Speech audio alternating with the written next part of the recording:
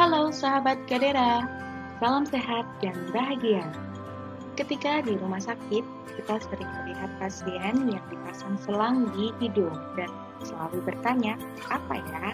Nah, itu namanya adalah nasogastric tube atau NGT. Apa itu NGT? Yuk kita simak. NGT atau nasogastric tube intubation atau NGT adalah selang lunak dan lentur yang terbuat dari plastik. Pasang NGT adalah tindakan medis yang dilakukan untuk membantu orang yang sulit menelan agar tetap mendapatkan nutrisi yang dibutuhkan. Yang kedua, cara mengosongkan lambung dari zat-zat beracun.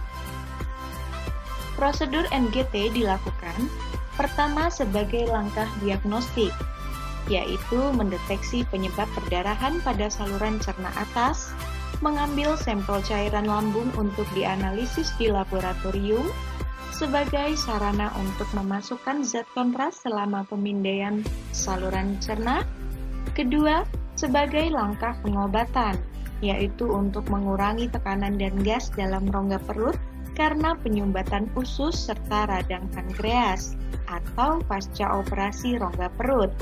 Melakukan bilas lambung pada pasien yang mengalami keracunan makanan atau zat kimia tertentu, dan memberikan nutrisi dan obat-obatan pada pasien yang tidak bisa makan dan menelan secara normal. Yang tidak boleh dipasang NGT, dokter tidak menyarankan prosedur ini pada orang yang mengalami cedera berat pada area wajah dan baru menjalani operasi di area sekitar hidung. Kondisi ini boleh dipasang, tapi dokter tetap waspada dalam pemasangan, yaitu pasien dengan gangguan pembekuan darah, pelebaran pembuluh darah vena di kerongkongan atau varises esofagus, baru menjalani operasi pengikatan varises esofagus, dan pasien dengan menelan zat beracun yang bersifat basah. Apa saja yang perlu diperhatikan saat pasang NGT? Yaitu pemasangan NGT dapat menimbulkan ketidaknyamanan pada hidung dan kerongkongan. Pasien juga bisa merasa ingin muntah. Bila pasang selang, makan dilakukan untuk tujuan diagnostik. Pasien dapat langsung pulang ke rumah setelah prosedur selesai. Namun, jika prosedur ini bertujuan sebagai langkah pengobatan, pasien mungkin perlu menjalani rawat inap selama beberapa hari di rumah sakit. Pengawasan NGT. Seberapa banyak cairan yang masuk ke tubuh dan yang dibuang lewat urin? Ada tidaknya penyumbatan pada selang makan atau pemeriksaan dilakukan dengan menyedot keluar cairan dari selang NGT. Bila terjadi sumbatan, pembilasan selang dengan cairan salin mungkin diperlukan. Kondisi kulit di sekitar selang NGT.